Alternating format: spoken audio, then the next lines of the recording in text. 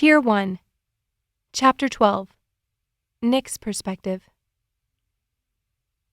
Waiting in the office for Kate, I tap my foot excessively. Thoughts swirl through my mind, and it's almost unbearable to have to sit still. I guess I could get up and do some jumping jacks or something, but what if she walks in? Or what if I'm visibly sweaty? A mixture of guilt and excitement lace every moment where Kate is involved. While I absolutely understand the reasoning behind this match, every time she talks about Eric, I can't help but feel like a parasite, especially since every move she makes sends my heart racing. The door swings open and Kate bursts into the room, her face glowing.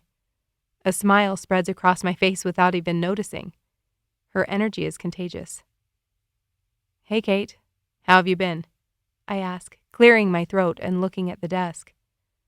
"I'm doing well, thanks," she says cheerfully, walking gracefully toward me and setting her things on the table. "I really appreciate you being flexible on the timing for this. Having kids is always an adventure." "No prob. My evenings are basically free at this point," I admit, watching her sweep a tendril of hair behind her ear. My cheeks burn. "I don't know if I believe that. With perfect genetics, you must be inundated with dating requests," she teases. If only that were true, I think. I want so badly to just come out with it, tell her how I feel. It's not in my nature to be so passive. "Not as of late," I respond. "You are the only female on my calendar this week." "Well, I'm not sure how that's possible, but I will allow myself to feel privileged," she says, giving a flourish of her arm as she sits. I have to move on to something concrete, or I'm not going to be able to keep my commitment to Berg. It's just too tempting to flirt. I force myself to pull up the display. "I think we left off on Max here. Do you know what you want to add for him?" I ask, and she jumps in without hesitation. My head clears as we focus on the task at hand. But then she gets a focused look on her face and her head tilts slightly, and then I have to remind myself what we were talking about. Eventually, I focus only on the display and refuse to look her direction. Attempting to look focused and intent, I hope that the lack of eye contact isn't noticeable. Our ideas coalesce easily, and within no time, our intros are finalized and I am able to send the file off to Grace. A slight disappointment fills my chest as I realize she'll be leaving soon. I know the plan. Berg has been very clear that Kate and I will be crossing paths more and more frequently, and that Eric, a wave of guilt washes over me just thinking his name, will be slowly moving out of the picture. He's on board, I remind myself. We both agreed. "Well, that's that. Thanks so much, Nick," she concludes, packing up her bag. "I am sure we can message about any updates or changes we need to make once Grace gets back to us. I'll probably just plan to see you at the ceremony, if that's okay." I nod, taking in her blue eyes and long eyelashes. "My next 2 weeks are a bit busier than normal," she continues. "We're meeting Bentley's mentor this weekend and have some activities planned to promote bonding the week following." "That's exciting," I respond. "Bentley must be turning 8. And how old is your other son?" I'm slightly embarrassed that I don't remember their exact ages. "Yep, he turns 8 in a couple of weeks. My oldest Tal is 10. "Wow, that's wonderful, Kate." "Thanks. We've kept them alive this long, so I guess that's a success." "I am sure you've done more than purely keep them alive." I laugh, but then realize I literally have no idea what it takes to be a parent. This is the part of the deal that gives me pause. How can I take another man's place as a father? "What is it like being a parent?" I ask, knowing that it's likely not a question she can answer in a few sentences. "You don't need to ask me. Go find yourself a girl and get going. With your gene sequence, you probably only need to find a low-level match on disease markers. You could practically pick anyone off the street and start having babies within the year." Though I know she's joking, the comment stings a little. It's not like I haven't tried to find a pair, and the fact that she assumes it would be so easy hits me right where I'm most sensitive. It's lonely being different. Everyone assumes that having a genetic advantage would be a dream, But so far, I haven't found that to be true. I'm sorry, Nick. I was just giving you a hard time, she says, clearing her throat. I don't know you very well, and I shouldn't have jumped into personal territory. No, it's fine, I say, taking a deep breath and deflating a little. I did find someone I was interested in last year, but she decided to go in a different direction. Because of my coding and my ability to respond to social conditioning, I have more responsibility. Well, at least I feel like I do. I want to contribute more, and I pause, remembering the look on her face as she told me she wasn't interested. She wanted something simpler, I finish. Nick, I'm so sorry. That must have been really hard, she emphasizes, clearly taken off guard by this revelation. It wasn't the most fun ever, I hedge, gathering my display and tablet. If I can write introductions to make other people seem approachable, you would think I could somehow find that balance for myself. I guess I have a hard time understanding her reasoning, Kate comments, and I pause in surprise. I assumed the awkwardness of this topic would scare her into a hurried goodbye.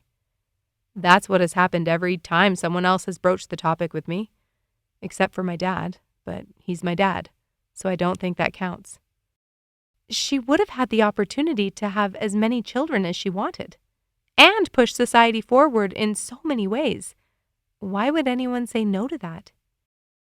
Those are the exact reasons why it didn't work, I say.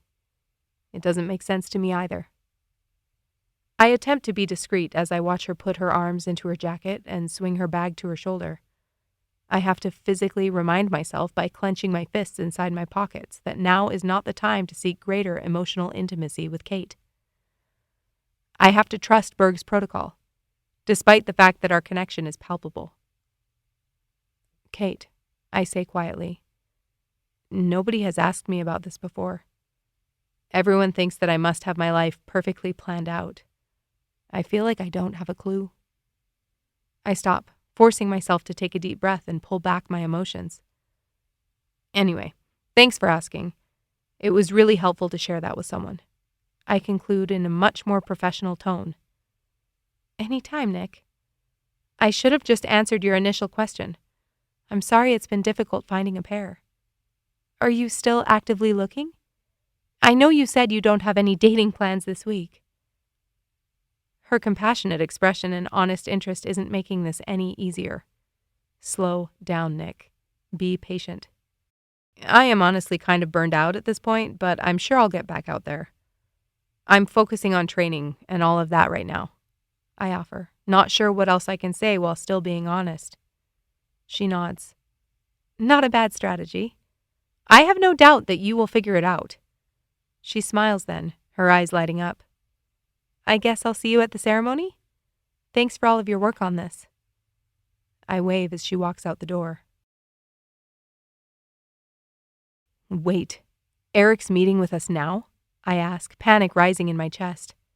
The director nods. It's kind of necessary at this point, don't you think? He asks, obviously disappointed in my response. Yes, I guess it is, I say. I just wasn't mentally prepared to meet him yet. The director turns his head as the door opens and a man enters the room. He's taller than I imagined, and his face somehow kinder. He runs a hand through his hair and takes the seat across the table from me, next to the director. Eric, thanks for meeting us, the director greets him. As I'm sure you've guessed, this is Nick, he says, gesturing in my direction. Eric meets my eyes, and it seems as if he can see right through me. All my doubt, my insecurities, my lack of experience, my attraction to his pair. I take a deep breath. Hi, Eric, I say, my voice barely audible. He doesn't move, doesn't acknowledge that I spoke. All right, now that you've been introduced, let's discuss how things will look moving forward. Based on Grace's calculations, it seems that it will be most effective to remove you sooner rather than later, he says, speaking to Eric. We've arranged for you to participate in some research training on and off over the next few weeks. I'll upload the schedule to your personal calendar. Eric nods, lowering his eyes as if to inspect the surface of the table. Nick, you have been assigned as mentor. My head kicks backward in shock. A mentor? Sir, I'm not sure if there's been a mistake, but I haven't been accepted as a candidate for that program. The director laughs and it grates on me. Swallowing my pride, I wait for him to finish. You will be mentoring Kate's son, Bentley, the director explains. He has some impressive testing and conditioning results. We felt that this would be a natural fit while also presenting an opportunity for natural proximity. Eric stiffens, his jaw clenched. I nod, the same mixture of excitement and gut-wrenching discomfort filling my being. Will I ever get past this? Will it become easier to stomach once everything is put in motion? All I've ever wanted is an opportunity to contribute, but I didn't anticipate it looking like this. Is that all? Eric asks, jarring me from my thoughts. When the director nods in response, Eric stands and walks out the door without a backward glance.